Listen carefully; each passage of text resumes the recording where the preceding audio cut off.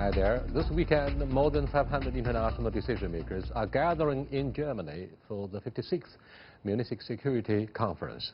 This year, they are focusing on the role that the West plays in today's world and the unique challenges it now faces from within and from the outside.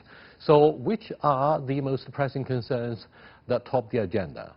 Why has this annual conference grown increasingly important over the years?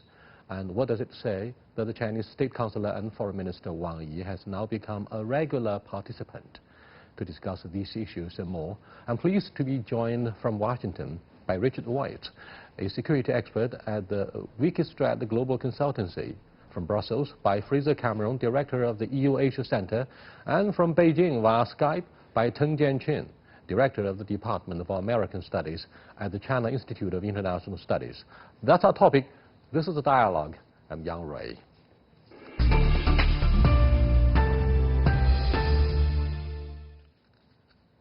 First of all, let's go to Richard, who's standing by in Washington.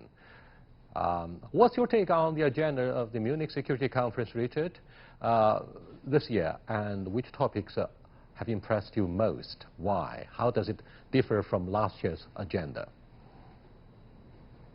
Right. So the agenda is similar in many respects. I mean, the big change for the conference was a few years ago when it broadened out to look at many more issues beyond Europe and more globally, and we're seeing that now. There's, of course, concerns about Brexit and European defense and immigration, but also concerns about global arms control, decline of the liberal international world order.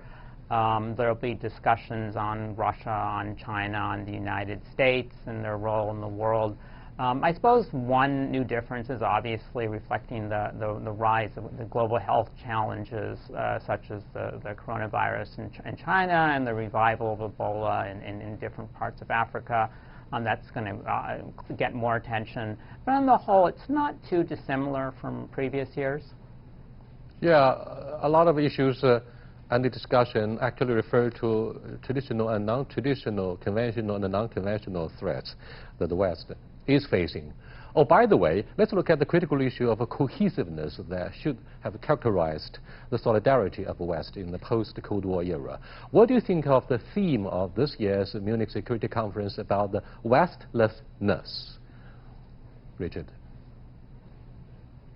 Well, that theme, maybe the word is new, clearly, and the way they're using it is two ways, in which, one, the West is not acting like the West did earlier in the sense that some of its countries are more nationalistic, a little less liberal, and so on.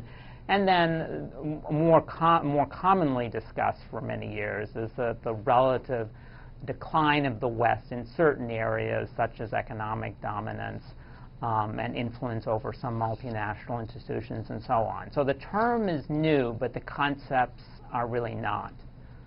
Exactly. We look at the wax and wane of major geopolitical forces and, of course, economic ones only in relative terms. But let me ask you briefly, Richard, does the relative decline of the West mean necessarily the rise of the rest?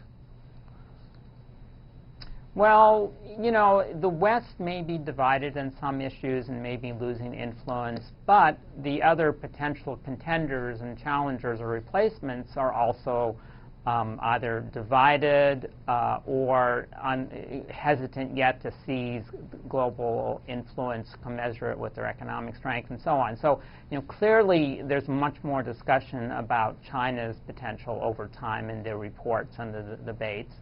But you know, yet China hasn't, you know, is still not openly challenging some of the Western elements of the Western order, but challenging others. Russia is more overtly challenging, but it has less capacity than, for example, the Soviet Union, therefore probably less ability to offer a good replacement. And beyond that, you know, India is a bit more inward focused, same with Japan, and so on. So the non-Western states, depending on how you define that, are not a unified bloc.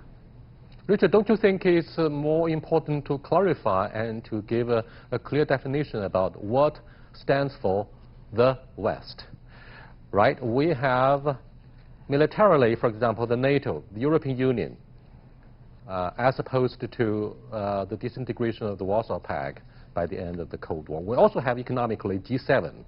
And by geopolitical, I mean Japan should also be included somehow, despite the lingering, though fragile, importance of NATO, because there have been debates about new functions and even definition about NATO in the wake of the Soviet disintegration. What do you think of, say, the definition about the West, which doesn't necessarily have a monolithic whole definition or implication in many ways, right? Yeah, hotly debated. You know, there are some scholars who say that there's a clash of civilizations, and there's the West versus the Muslim civilization versus take your pick. But as you said, many people would consider Japan part of the Western Bloc, perhaps South Korea. Certainly, you know, there are other aspirants. NATO, as you said, has been expanding its partnership program, working with Australia, another possibility. But you know, even Russia sometimes, and there are many Russians who would still consider themselves Western at heart, as opposed to Eurasian, though that number's been declining over time. So, what do you think of other issues of a great urgency? For example, the military spending, okay, concerning the transatlantic relationship.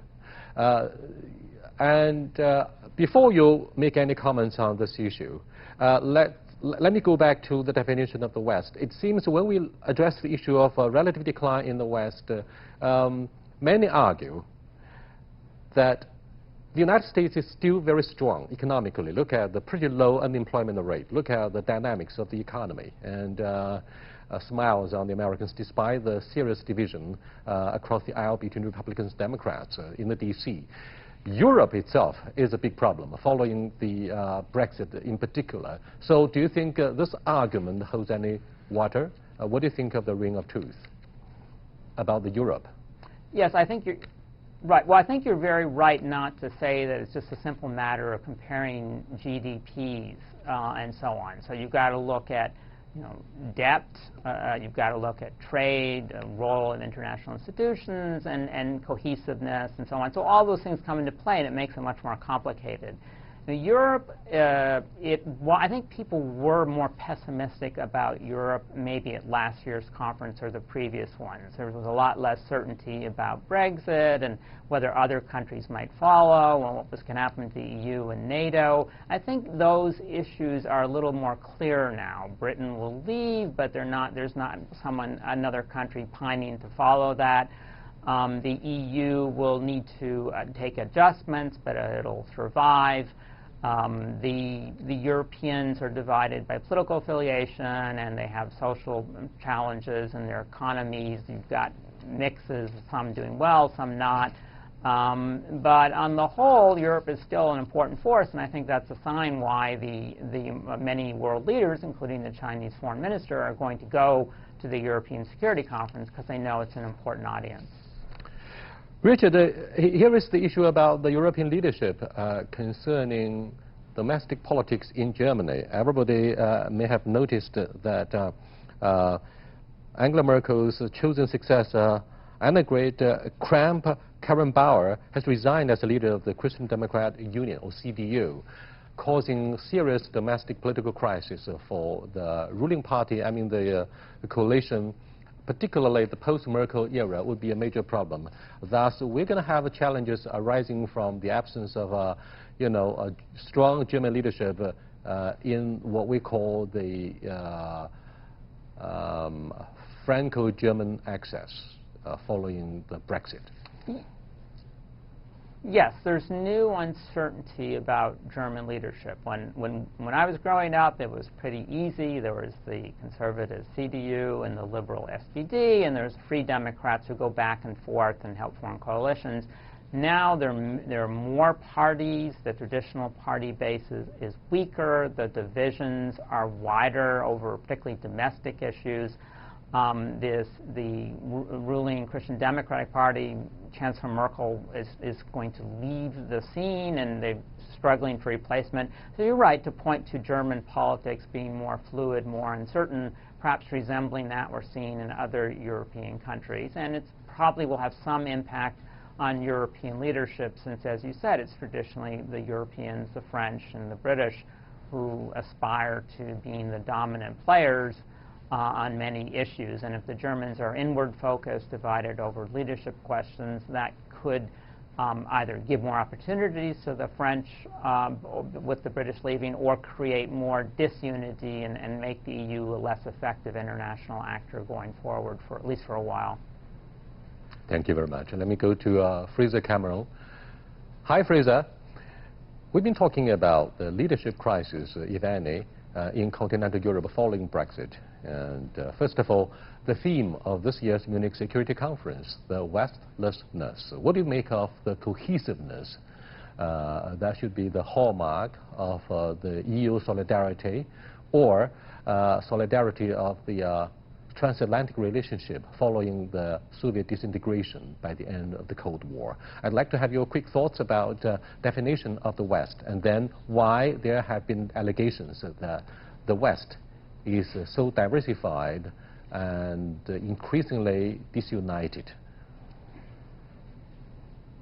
Well, in one word, Trump. It's very simple. I mean, Trump is not a believer in alliances, whether in Europe or in Asia. He sees foreign policy purely in a transactional sphere of interest for the United States. So that's totally different. He's the first American president ever to actually have described the European Union as a foe. So we have to adjust to that. And at the same time, within Europe, we're struggling with leadership changes. Germany's been mentioned, but the Brits are leaving. There's still uncertainty in other countries as well. So I don't think one can expect any more from Europe. Europe is a strong economic power. It's a strong regulatory power. But in terms of hard security, it's not really going to be able to do much more very quickly. Fraser, what do you think of this allegation that the West is becoming less Western and the rest of the world also less Western? Does it mean serious change in power equation, or it seems that indeed, in the process of globalization, the West would have to look at the quad change from the West to the East in terms of wealth and influence? Well, power often is a direct result of economic power, which can be translated into military power and technological power as well. So, yes, there is a gradual movement, which I think is quite natural, because it was, after the Second World War, rather unnatural, the dominance of power in the United States and Western Europe. And the shift towards Asia, towards also Africa now, I think is inevitable. I don't think there's anything to be worried about that. I think it's basically restoring the world to a more natural, multipolar system, because the system we had at the end of the Cold War was quite unique. You had 10, 15 years of American unipolar moment, the dominance of the United States, and now that's gradually shifting away. And we all have to adjust to that, and sometimes it's quite painful to adjust to that if you have been a dominant power for 50, 60 years. Thank you very much. Let me go to Mr. Teng Jianquan. Hello, Mr. Teng. Hello. Yeah. What do you make of the participation by State Councilor and Foreign Minister Wang Yi at this year's Munich Security Conference? Obviously, he's going to deliver a presentation about China's fight against the novel pneumonia. Yeah, this is a very important occasion for China and for international community. How can we fight against such a disease? This is not only a challenge for the Chinese, so this is a challenge for the whole international community. Our State Councilor and Foreign Minister Wang Yi will deliver a keynote speech to the conference. I think he will give some, clear-cut explanation on our fighting against such a disease, and also gave some suggestions on the cooperation among the countries concerned. So this is the important job for our state councillor, and the participation of our state councillor to this conference, it just gave very formative and positive signal to the outside world that China can, conquer such a challenge at this moment, and China would like to cooperate with other countries in the world. The General Director of the World Health Organization a couple of weeks back declared pneumonia emergency case of international concern all fake. The latest figure of confirmed infected cases in Wuhan seem to have risen rapidly, and therefore the WTO demanded the clinically confirmed cases instead of experimentally concerned or confirmed cases.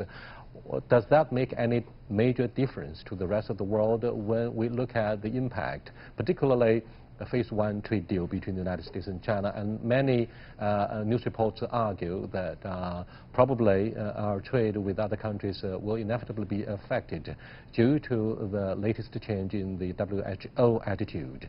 What do you make of the impact?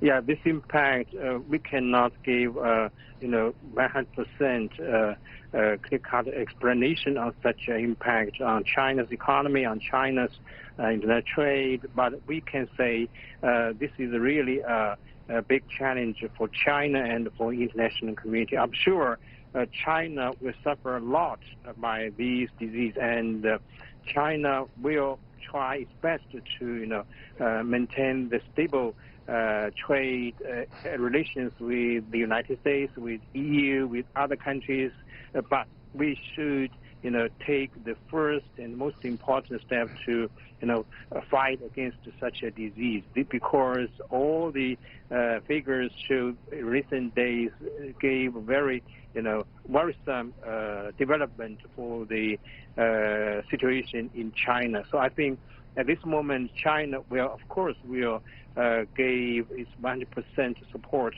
to the local government, in Wuhan, in Hubei province, to find a way out of such a dilemma. Thank you very much. Let me go back to Richard. Hi, Richard. What do you make of the difference, if any, between the Munich Security Conference and the Shangri-La dialogue, which also addresses issues of regional security, with China being, of course, the major target each year without exceptions? And the Munich Security Conference is always labeled as the Davos on regional security, or even global security issues. But I'd like to have your comments on a comparison between Shangri-La and what we call the Munich Security Conference. Sure. So Munich, as you said, it's the first, the oldest, the most prestigious. But the Shangri-La one, it was organized by the International Institute of Strategic Studies, a British group, but they have conferences in different parts of the world. And this one is famous because for a while it was the leading and almost only one in Asia. In the case of Munich, you'll get a lot of senators from the U.S. to go, and other politicians from Russia and, I presume, China and other states. Whereas in Shangri-La, it's a bit more security focused, a bit more narrow agenda. But there have been more competing conferences now. The Russians and the Chinese have their own, which they have annual security conference, because, as you implied in your question, they felt they weren't able to get their views across in Munich and Shangri-La and wanted to have their own platform. So the role of Munich has been declining over time, if you allow me the analogy, perhaps the same way they say the westernness of the world has been declining over time. Fraser, what about other issues of great concern, for example, the mounting tensions between Tehran and Washington, also the Nord Stream #2 pipeline project between Germany and Russia? Now, these are issues concerning the relationship between European Union and the United States. So first of all, are there any serious debates between Washington and Brussels on Iran? Well, the Europeans are still pretty annoyed at the way the United States, under the Trump administration, pulled the rug from the Iran deal. I mean, it's on life support. Europe is still very much attached to preserving it. They still think it's the best way forward. But there's an open disagreement with that. There's a disagreement, as you mentioned, on Nord Stream 2. There's a disagreement on the Arab-Israeli peace plan. There's a disagreement on the whole question of international trade and the role of the WTO. So there's never been, frankly, so many areas of disagreement between Washington, Brussels in recent times. So there have been meetings, the first meeting between Trump and Ursula von der Leyen in Davos. Pompeo will meet with Josep Borrell and other leaders in Munich today, but this is not going to go away soon. These are pretty fundamental differences, and so the question is how you manage these differences to ensure the preservation of the transatlantic alliance.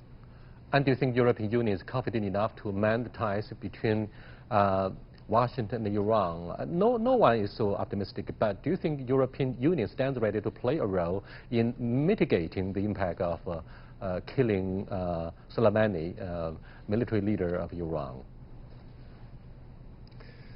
Well, they're not playing an intermediary role in the hard security sense. They're trying to ensure that the Iran nuclear deal is on life support or potentially a change of administration in Washington at the end of the year. So if it's not, then I think the Iran deal probably is dead, and we have to think of a Mark II approach that perhaps gets America back on board. You know, the Trump deal of the century, Mark II, for example.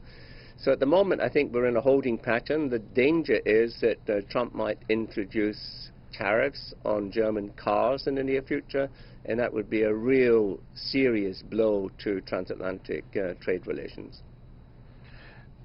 Let's take a closer look at domestic politics of both the United Kingdom and Germany. We were discussing this with Richard a few minutes ago, but Fraser, how do you look at, say, the impact of leadership change in CDU Germany? Will it negatively impact or even seriously cripple the influence of Germany in shaping the future of the European Union against the broad backdrop of Washington intervention with many issues, like their withdrawal from the climate change, Iran, and the military spending of the NATO? Well, Germany's got a range of good potential successors to Merkel and Annegret Kramp-Karrenbauer. I don't think that's the problem. It was simply a question of time, whether there's some speculation that Merkel might go fairly soon to allow the new CDU leader to sort of be in situ before the next election, probably in summer 2021. But I think Germany is obviously going to be focused on its internal politics, so that will mean it has less bandwidth to give to both the European issues and global issues, and I think we have to wait simply until there's a new leadership in place. Britain has absented itself, not only from Munich, but from the world stage for some time. Boris Johnson, as a result of Brexit, is going to have to focus on internal issues for the foreseeable future. So inevitably the mantle of European leadership will turn to Emmanuel Macron of France, and he will be giving, I think, the most important speech at Munich when he sets out his vision for how Europe can do more, and I think we should all be watching that. But we still keep in mind the importance and influence of Monsieur de Gaulle's spirit concerning the Fifth Republic of France, meaning very strong independence of the French foreign policy. Even from the height of the Cold War, we see, kind of a deviation from the center line of NATO. Plus, President Macron said recently that NATO is brain dead. Can we place great expectations on the role that Macron could play? Yes, I think he's the only one at present with any sort of vision. He's the only one who I think really understands the dynamics of what's going on in the world and transatlantic relations. And of course, France, like other countries, have always kept an independent foreign policy. I mean, being in the European Union or NATO doesn't mean you give that up. It simply means you complement what you're doing by getting a wider group of countries to act together, and that gives you more influence. So I think Macron is not arguing that France should be going it alone. He's saying that Europe needs to get its act together to play a more coherent strategic view on the world scene, and nobody can disagree with that. Thank you very much. Richard, let's look at Libya. It seems Libya is yet another testing ground for proxy wars with the major forces in this region, Saudi Arabia, Turkey, Russia, of course, far away from the Middle East, being involved so closely. What do you think of the sustainability of the current ceasefire? Will a ceasefire be very effective? And what do you think of the future of Libya? Well, as you know, there was a lot of diplomatic efforts in the past few months in Russia and in Europe to try and work out a ceasefire, some kind of exchange mechanism of dialogue and reconciliation between the forces. But this appears not to have worked. And as you said, it's been a proxy war, and now we've got Turkey sending in its own forces to back the government. You know, I suspect it'll come up at Munich, but at the moment there's been so many international meetings and they failed to reconcile this. It's hard to me to see there be much progress. Although you think that one area that would come up would be in the Russia-Turkey dialogue, which may make some progress, not so much on Libya, but perhaps on Syria, where it looks like Turkey and the Syrian government, backed by Moscow, are about to come into conflict. Fraser, let me ask you, before we wrap up this very interesting discussion about, latest results of a Pew Research Center, Public Confidence in NATO, which has been the most important Western military alliance since the end of the Second World War, has fallen sharply in the U.S. and leading EU countries. A key turning point, it seems, was when President Trump took office in early 2017. The question is, what do you think of NATO itself, generally? Well, everybody thought it would disappear at the end of the Cold War, but there was a solid core of the European states in particular that said, no, we should need it as an insurance policy. And as Russia became more assertive in the 2000s under Putin, the idea that NATO should disappear has gone. So, I mean, the whole question now is on two issues. One, better burden sharing in terms of the split between Europe and the United States. And secondly, should NATO have a wider role than just Europe? Because the Trump administration was quite keen to see it take a stronger role in the wider Middle East. Europeans are rather skeptical about that, but that issue is still on the agenda. We were discussing the implications of Nord Stream 2 pipeline and the practical foreign policy that the Prime Minister or Chancellor Angela Merkel has adopted in reconciling a relationship between the European Union, Brussels, and Moscow since the annexation of Crimea. So, second, do you think global partnership of NATO, meaning South China Sea, would also be covered by the commitments of the NATO? So, what do you think of these two major challenges very quickly? Fraser. No, NATO is not going to get involved in the South China Sea, and NATO is not going to get involved in discussions on economic links with Russia. Nord Stream 2 will go ahead, finished off by a Russian consortium, and the whole question will die away. Thank you very much, Fraser and Richard, for being with us. There's a discussion about the Munich Security Conference, the fifth, sixth edition of it, about the global security issues, and also about the novel pneumonia that broke out in Wuhan in central China. I'll see you next time. Goodbye.